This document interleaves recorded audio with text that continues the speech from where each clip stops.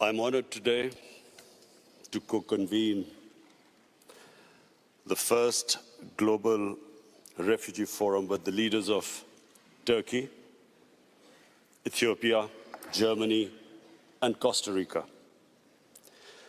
I thank especially the government of Switzerland and the UNHCR for hosting the forum. I commend Secretary General and High Commissioner Grandi for the strong advocacy of the refugee causes. But I want to especially pay a tribute to President Erdogan of Turkey and the people of Turkey for hosting the largest refugee population. Excellencies, ladies and gentlemen, I want to speak about Pakistan. Pakistan was born out of the biggest refugee problem in the history of mankind. And we were inspired by the Prophet Muhammad sallallahu alaihi wasallam, who was a refugee. I'm very proud to say that Pakistan hosted at 1.4 million refugees. And still, after 40 years, Pakistan still has 1.4 million registered refugees. And overall, the Afghans in Pakistan number 3 million. Countries that do not have resources, countries that cannot look after their own population, that cannot provide their basic needs, that are struggling to develop their human resources. For them, a large refugee population causes problems which cannot be imagined by the richer countries. I see the European countries struggling with the refugee problems. I see the emergence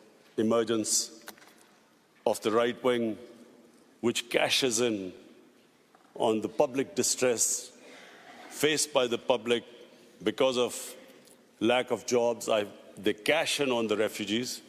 So we in Pakistan have been through this. 4 million refugees, and today almost 3 million refugees. A country where there's massive unemployment. We know what we go through. As a Prime Minister, I can tell you that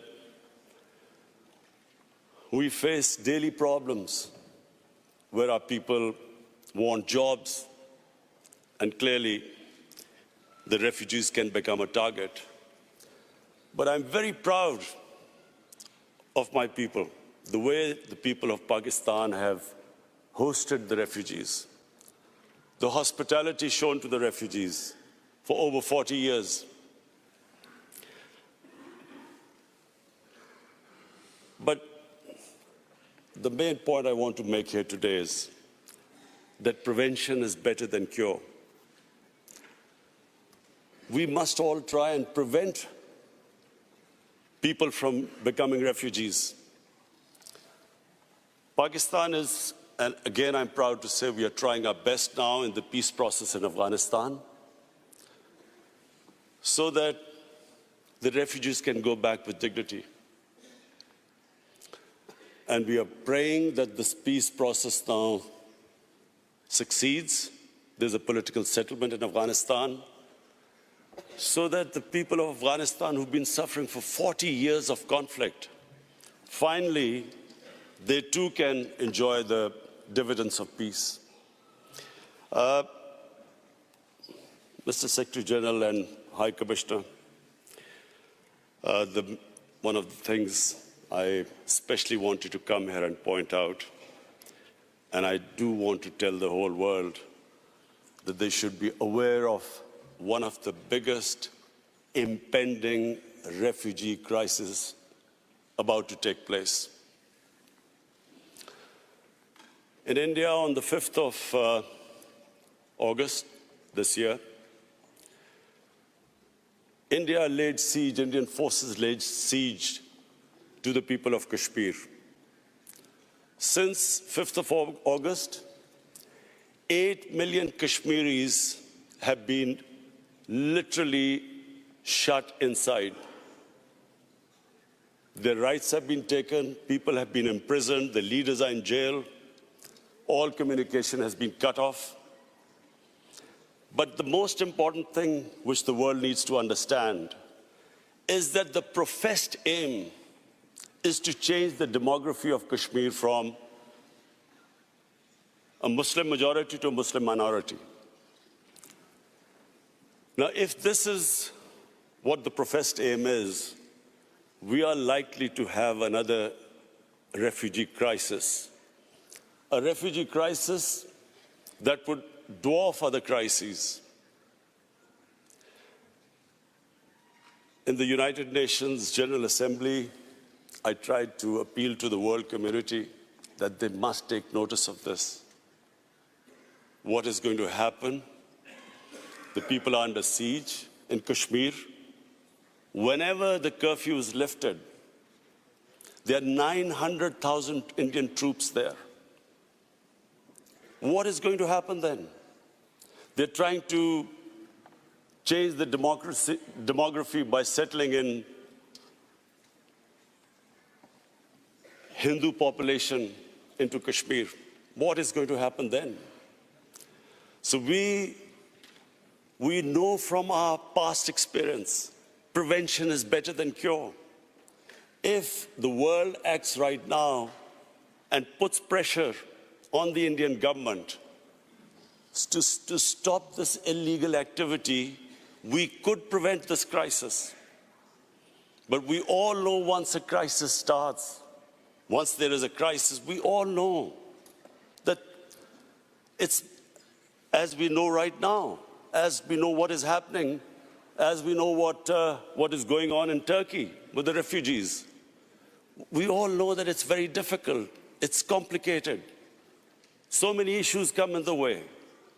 So number one, I would like the world community to take notice of what is happening. We in Pakistan are not just worried that there'll be a refugee crisis. We are worried that this could lead to a conflict between two nuclear-armed countries. And so the Secretary General of UN is sitting here. I'm looking forward to inviting you to Pakistan in February when we host the refugee conference there. But I would really appeal to the world community that this is the time to take notice. Secondly, there is another thing happening in India. In Assam, the government has passed a Citizen Registration Act. What does that mean? That means that every citizen has to prove their citizenship. This is what happened in Myanmar. Before the ethnic cleansing of Muslims started there, they were all supposed to first prove their citizenship. This is what is happening in Assam. Some 2 million people, mostly Muslims, are now required to prove that they actually are citizens of India. And according to one of the Indian ministers, the same act will, by 2024, will be all over India. So, along with this act, there is another law just recently passed, that from Pakistan, Afghanistan, and Bangladesh, any minority that is persecuted can find citizenship in India. That means that anyone except Muslims can find citizenship in India. So therefore, if you put these two acts together, when this act goes all over India, where every citizen will have to prove their citizenship, Secretary General, please understand the implications. There are 200 million Muslims in India.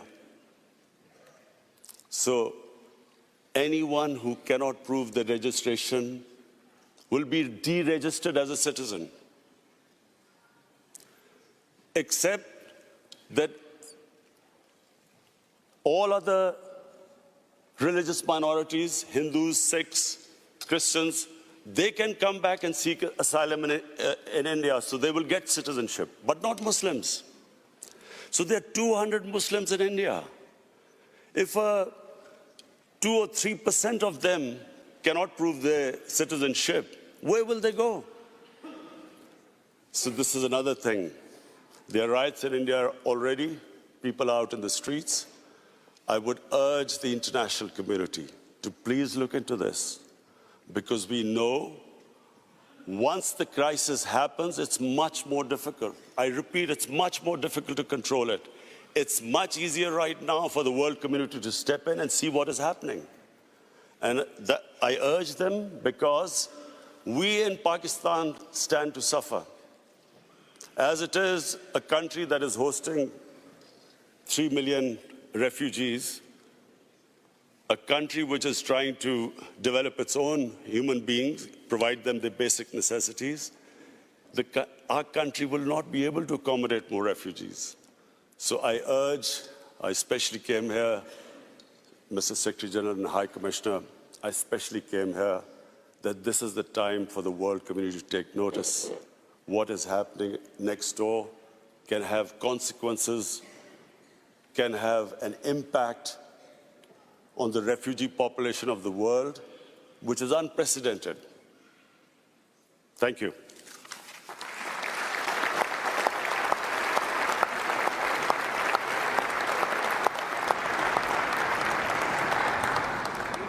Thank you, Prime Minister. I would now like to call on Ethiopia, Deputy Prime